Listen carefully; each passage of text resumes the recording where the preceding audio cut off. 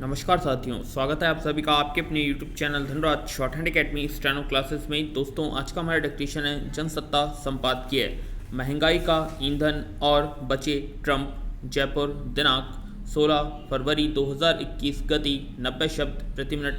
तो आइए स्टार्ट करते हैं डिक्टेशन 5 सेकेंड बाद।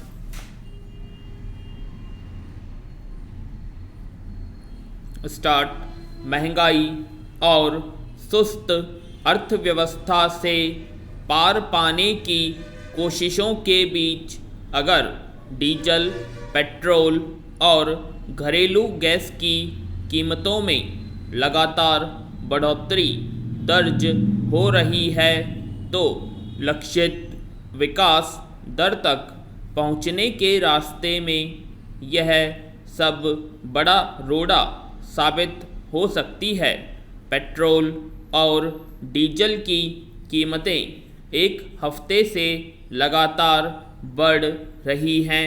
इसका नतीजा यह है कि देश के ज़्यादातर शहरों में इसकी कीमत 90 से 100 रुपए के बीच पहुंच गई है। मध्य प्रदेश और महाराष्ट्र के कुछ जिलों में यह कीमत 100 रुपये से अधिक हो गई है। यही हाल घरेलू गैस का है। इस महीने करीब 12 दिनों में ही एक सिलेंडर की कीमत 75 रुपये बढ़ गई। इसे लेकर स्वाभाविक ही आम लोगों में निराशा और नाराजगी है। विपक्ष को सरकार पर हमला करने का एक और मौका मिल गया। तेल की कीमतें बढ़ती हैं तो उसका असर रोज़मर्रा इस्तेमाल होने वाली उपभोक्ता वस्तुओं पर भी दिखाई देने लगता है। माल ढुलाई और यातायात खर्च बढ़ जाता है। कल कारखानों में उत्पादन लागत ऊंची हो जाती है। यानी कुल मिलाकर आम नागरिकों की जेब पर चौतरफा बोझ पड़ता है। पैरा।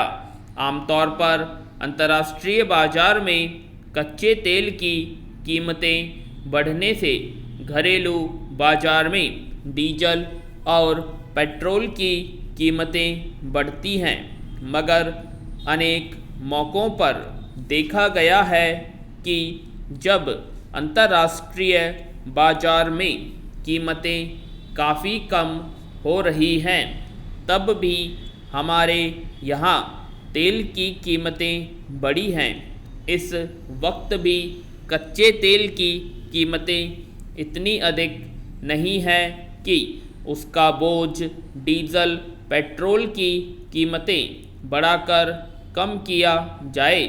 जब केंद्र में भाजपा की अगुवाई वाली सरकार पहली बार आई थी, तब अंतर्राष्ट्रीय बाजार में कच्चे तेल की कीमतें काफ़ी कम हो गई थी। उस वक्त सरकार ने ऐलान किया था कि वह तेल की कीमतें कम नहीं करेंगी। एक विशेष कर के रूप में उसे एकत्र कर एक तेल पुल तैयार करेगी जो संकट के समय काम आएगा। वह कर लगातार बढ़ता गया है, पर अब तक न तो उस एकत्र पैसे से कोई तेल पुल तैयार किया गया है और न ऐसा कोई उपाय जिससे जब अंतर्राष्ट्रीय बाजार में तेल की कीमतें कम हों तो अधिक से अधिक कच्चा तेल खरीद कर रखा और तेल की कीमतें संतुलित रखी जा सकें। विराम। गनीमत है कि पिछले साल जब इसी तरह तेल की कीमतें बढ़नी शुरू हुई थी तो कुछ राज्य सरकारों ने अपने यहाँ वैट दरें घटा दी थी, जिससे कीमतें कुछ राहत देने वाली हो सकी थी। मगर राज्य सरकारों की भी अपनी सीमा है, वे बार बार ऐसा नहीं कर सकती। पैरा विचित्र है कि ऐसे समय में जब बहुत सारे छोटे और मझौले उद्योग, रेहड़ी पटरी के कारोबार, दुकानें आदि बंद हो चुकी हैं, बहुत सारे लोगों की नौकरियां जा चुकी हैं, लाखों लोगों को पहले से कम वेतन पर गुजारा करना पड़ रहा है, महंगाई निरंतर बढ़ती जा रही है, तब भी तेल की कीमतों को नियंत्रित करने का प्रयास नहीं हो रहा। सरकार का दावा है कि जल्दी ही अर्थव्यवस्था ऋणात्मक स्तर से ऊपर उठकर धनात्मक रुख कर लेगी, मगर हकीकत यह है कि दुनिया के 193 देशों में विकास दर के मामले में भारत की स्थिति 160 से भी नीचे के पायदान पर पहुंच चुकी है। विराम। इस स्थिति में तेल और घरेलू गैस जैसी वस्तुओं के दाम को सरकार अगर संभाल नहीं पा रही तो उसके लिए महंगाई और अर्थव्यवस्था की चुनौती से पार पाना कठिन रहने वाला है। पैरा अमेरिका के पूर्व राष्ट्रपति डोनाल्ड ट्रंप एक बार फिर महाभियोग के संकट से बच निकले। इस साल 6 जनवरी को अमेरिकी संसद कैपिटल हिल में उनके समर्थकों ने जिस तरह से तांडव मचाया था, उससे तो लग रहा था कि अमेरिकी इतिहास की अब तक की इस सबसे दुखद घटना के लिए ट्रंप को माफ़ नहीं किया जाएगा और उन्हें महाभियोग का सामना करना ही पड़ेगा। लेकिन महाभियोग के लिए सीनेट में जरूरी 2/3 बहुमत का आंकड़ा पूरा नहीं होने से ट्रंप बरी हो गए।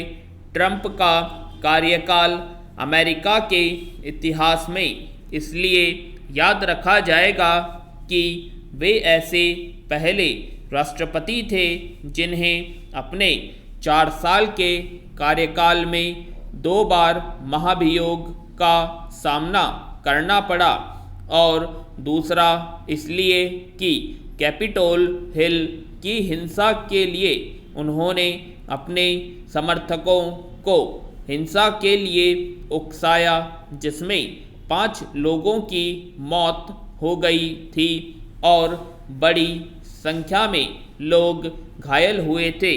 सत्ता की खातिर कोई राष्ट्रपति इस हद तक भी चला जाएगा, किसी ने सोचा भी नहीं था। ट्रंप महाभियोग से बच भले गए हों, लेकिन उनके अपराध अक्षम्य हैं। कैपिटोल हिल की घटना से रिपब्लिकन पार्टी भी सकते में पड़ गई थी, इसीलिए सीनेट में रिपब्लिकन पार्टी के 7 सदस्यों ने भी अपने नेता ट्रंप के खिलाफ महाभियोग चलाने का समर्थन किया।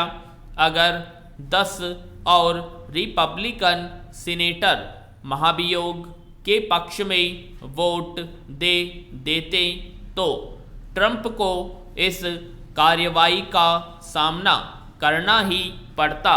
पैरा ट्रंप अब अमेरिका के राष्ट्रपति भले न हो, लेकिन महाभियोग में उनका बच जाना बता रहा है कि रिपब्लिकन पार्टी पर उनकी पकड़ कमज़ोर नहीं पड़ी है। शायद यही वजह है कि ट्रंप अभी भी आत्मविश्वास से भरे हुए हैं। उनका यह कहना कि अमेरिका को महान बनाने का ऐतिहासिक और देशभक्त अभियान अब शुरू हुआ है, भविष्य के संकेत भी देता है।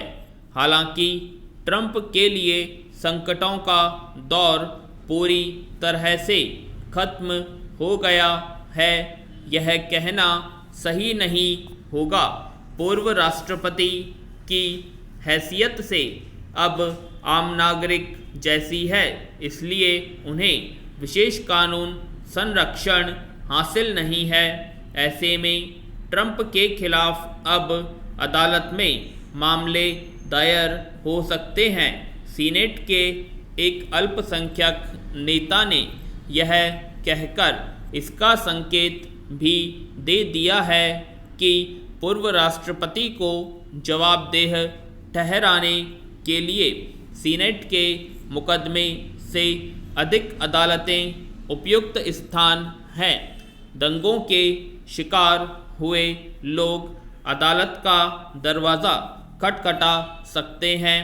कैपिटोल की हिंसा के लिए स्वतंत्र जांच आयोग बनाने की मांग भी जोर पकड़ रही है। अगर ऐसा हुआ, जिसकी प्रबल संभावनाएं हैं, तो ट्रंप के राजनीतिक भविष्य पर ग्रहण लग सकता है। पैरा अमेरिका इस वक्त गंभीर संकटों का सामना कर रहा है। देश में कोरोना से जिस बड़ी संख्या में लोग संक्रमित हो रहे हैं और मर रहे हैं, उससे बाइडेन प्रशासन के हाथ पैर फूले पड़े हैं। ऐसे में बाइडेन प्रशासन की प्राथमिकता घरेलू संकटों से पार पाने की है, न कि ट्रंप से उलझने की। ट्रंप और बाइडेन के बीच टकराव तभी तक ज़्यादा था जब तक कि बाइडेन ने शपथ नहीं ली थी और वे व्हाइट हाउस में प्रवेश नहीं कर गए थे। महाभियोग में बरी होने के बाद ट्रंप के प्रति उनके समर्थकों की सहानुभूति उमड़ेगी। ऐसे में रिपब्लिकन पार्टी अगर एक बार फिर ट्रंप पर दांव लगा दे तो कोई आश्चर्य की बात नहीं। शायद इसीलिए ट्रंप ने 2004 में फिर से अमेरिका का नेतृत्व करने का दावा करना शुरू भी कर दिया। विराम। दोस्तों, डिक्टेशन में एक मिस्टेक हो गई है। 2024 को मैंने 2004 बोल दिया, उसके लिए सॉरी। आशा करते हैं आप सभी को डिक्टेशन पसंद आई होगी, तो प्लीज़ कमेंट बॉक्स में कमेंट करें और अभी तक आपने हमारे चैनल को सब्सक्राइब नहीं किया, सब्सक्राइब करें एंड वीडियो को लाइक शेयर करें। धन्यवाद।